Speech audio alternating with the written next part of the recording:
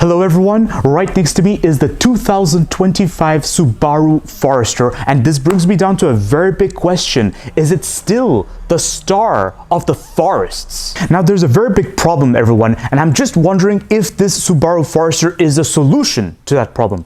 The problem being, many crossover SUVs of today don't really have the same identity as they once had before. I'm talking about competitors like the Volkswagen Tiguan, the Kia Sportage, the Toyota RAV4. So I have a lot to wonder about Subaru cars. So don't forget to push the subscribe button and watch this video till the end. Now, when it comes to the Subaru brand, especially here in Europe, in the EU market, I am very surprised they are still around. I'm actually very surprised, and this is a pleasant surprise, mind you guys. I'm so happy, but I wish there were more interesting models, because I checked the Subarus of North America, and they have so many interesting cars, actually. Even one of them being based on a rally car, I think, or, well, it looks like something that would be a rally car. So it's that good, but I'm a bit surprised they didn't bring it here to Europe, because here in Europe there's high demand for it. There's still a community that wants authentic Subaru cars, not just crossover SUVs, because crossover SUVs is something every Japanese car manufacturer has been expanding from.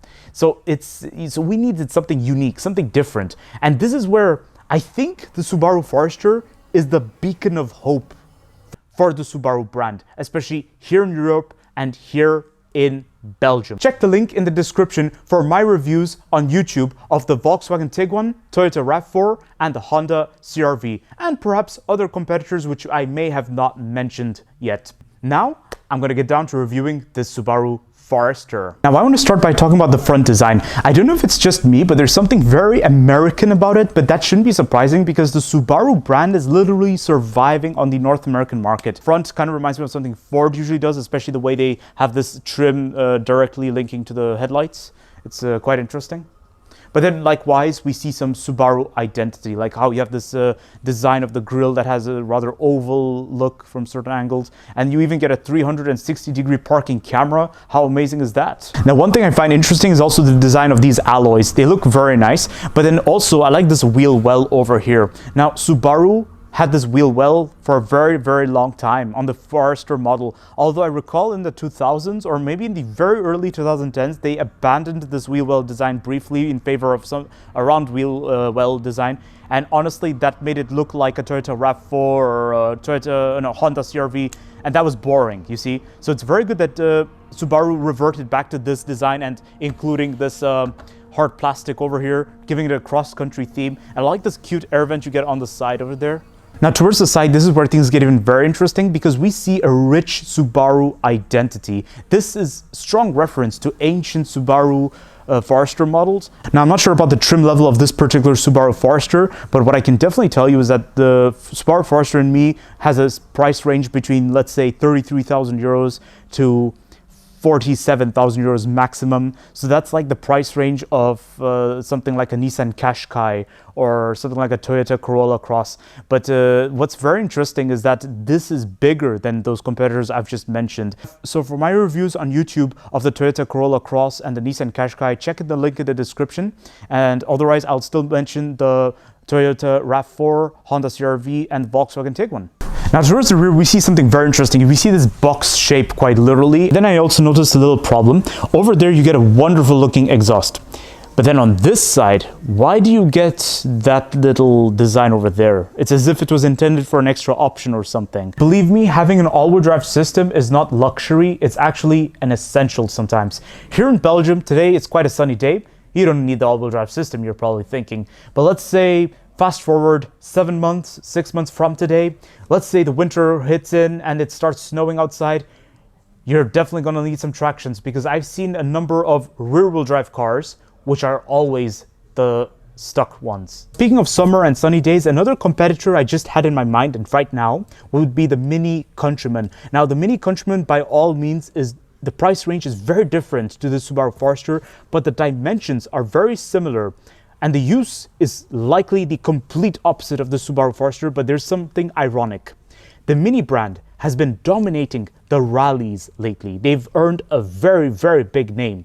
Whereas Subaru, when it comes to the rally community, has become a bit dormant, everyone. Nobody's nobody talks about Subaru anymore in the rally community. So just something that occurred in my mind. But here's something very interesting about the Subaru Forester. The Subaru Forester is definitely built to last. Now let's have a seat inside. This is where things get interesting, but then at the same time I noticed some what I perceive to be problems. But Subaru owners will definitely not be fazed by this. They'll not see any problem with this interior. In fact, I was told that only a Subaru owner will understand this interior very well. Now the steering wheel is meant to be leather wrapped, but the feel is definitely like plastic almost, guys, but it's squidgy, whatever it is. So I'm not exactly sure what material they're using, but it's definitely intended to be durable. Heated steering wheel, multifunctional. I like this piano black trim that surrounds the buttons. That's great. You get seating memory, and by the way, both front seats are electric, so there's some hidden gems in this car. Now, the infotainment system is right here. In a moment, I'm going to show it to you all. Now, there's something about this interior that feels rather dated compared to competitors of today, because when you see a competitor of today, they're all a bit modernized. They're all advancing. But on the other side of the scale, Subaru is not alone on the boat. We have the Honda CR-V, which has a rather tiny infotainment system, guys, and it's mostly physical buttons in certain areas, but that's good for those of you who want it old school. The Honda CR-V will appeal to you if you want it old school, because this Subaru Forester has a massive touchscreen, which is cool, but it's not enough to have a massive touchscreen. We have to check out the infotainment system, which we'll do later in the video. Now, also we have the Toyota RAV4, another Japanese competitor, which is nice, but at the same time, a bit, it can be dated. It can come across as dated when compared to something like modernized, like a Volkswagen Tiguan. Now the Volkswagen Tiguan, its price tag is definitely different for a reason. So anyways, now the interior of this Subaru Forester, you'll notice you get a panoramic sunroof. You even get glasses holder over here. This is great. And you get a wireless cell phone recharge. So in terms of equipment, this car has a lot of gems. Both front windows are automated, but rear windows are not exactly automated. This is great. This is great. And the visibility outside is very decent. I quite like it. Now, I don't know if it's just me, but the first generation Subaru Forester had a real estate wagon sort of appeal to it, if you know what I'm saying. You see, it definitely felt like an estate wagon. This Subaru Forester definitely feels a bit like a minivan. It kind of reminds me of my experience in the Ford Galaxy or Volkswagen Charan. All right, everyone, let's have a driver's point of view of the interior. So let's get in. First thing we're greeted with would be the seats. Like, look at this leather with the orange stitching. That's great. As we climb to the interior, we're greeted with a lot of buttons on the steering wheel. By the way, it kind of reminds me of a computer game. It's really interesting. Let's take a look at the infotainment system together. So we start the vehicle.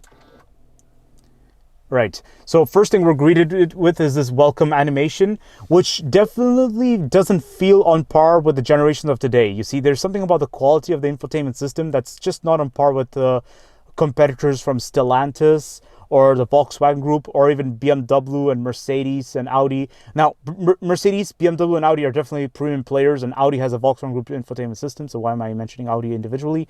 But the point is, many competitors offer a more advanced infotainment system, well, whether it's an Android system or whether it's built indigenously by them, whereas Subaru's system definitely is an infotainment system that gets the job done. Subaru's infotainment system is definitely one that gets the work done, but it isn't exactly one that's going to strike an impression. That's all I can say.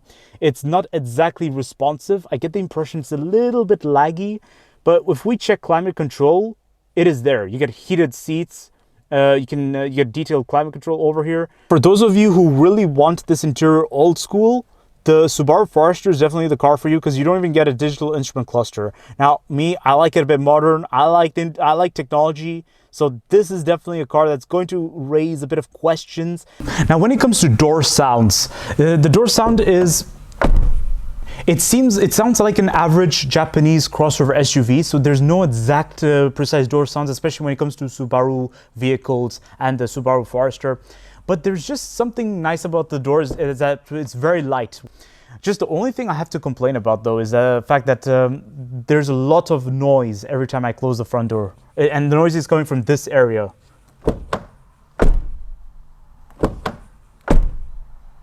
I hear a lot of noise, and there's also a lot of vibration, especially when this door is open. You will see this door shake a lot whenever you close this door. Oh my goodness. Yeah. Now over to the rear of the Subaru Forester, things get even more interesting. It is literally like a minivan. I mean, look at this. I see a lot of legroom, the ease of entrance. Let's take a seat. I think at this point, you don't really need a minivan to drop your kids off to soccer practice. I mean, look at this, guys. I get so much space towards the rear. There's just a little problem, though. I just noticed that at legroom, the railings can intrude on the side, but otherwise, at the middle, you get a lot of legroom. That's good. The seating can feel a bit like a bench, but otherwise it's good. It's not that bad. The headrest is firm. That's expected, but otherwise headroom is plentiful, but that's because of the boxy exterior design. So that's not surprising and not exactly something I need to point out. It's so good. Now you get a double backseat pocket, which is very, very smart. I like that. And you even get heated rear seats, air vents over here, charging ports. This is great. I'm actually quite impressed with how this interior is. And I forgot to mention earlier that all seats are leather, and they have this very interesting design to them. They have this orange stitching onto the side with a material that is not Alcantara, but it's definitely fabric. Whatever it is that this material is on the side, it's really nice. They really blend well together. Now you will all be glad to know that you get electric rear doors as well. This is a very nice feature to be having. Now thanks to the boxy looking exterior, the boot space has no compromise. This is great. And also you get additional storage space underneath for this feature. This is very nice. And there's additional space for your repair kit and such.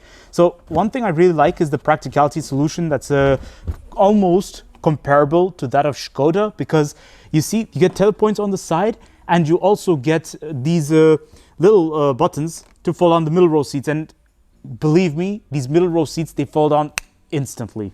Check this out. And they're quite loud. So here's my conclusion of the 2025 Subaru Forester.